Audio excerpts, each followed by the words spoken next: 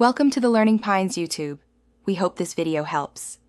Start by assembling all ingredients so the process is continuous. Use 200 g milk powder, 150 g granulated sugar, 100 g unsalted butter, and 50 ml whole milk measured precisely. Measure 1 teaspoon vanilla and 1 pinch of salt and set them nearby. Line a 20x 20 cm tray with parchment and grease a spatula. This tray size yields consistent thickness. Keep a candy thermometer ready or use an instant read probe. Have 2 clean spoons and a small bowl for testing. Begin by melting 100 g butter with 150 g sugar in a heavy saucepan over medium heat, stirring constantly until the sugar dissolves and the mixture is smooth.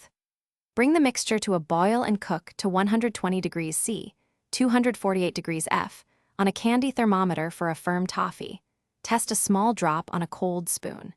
Reduce heat and whisk in 200 g milk powder gradually to avoid lumps. Stir for 2 minutes, then add 1 teaspoon vanilla and Once the mixture is uniform, pour the hot toffee into the lined 20x 20 cm tray and use a grease spatula to smooth it to an even thickness. Allow the toffee to cool at room temperature for 30 minutes, then chill in the refrigerator for 1 hour to fully set and ease cutting. After chilling, lift the parchment, transfer to a board, and cut into squares using a sharp knife. Wrap pieces in parchment and store up to 2 weeks in an airtight container at room temperature.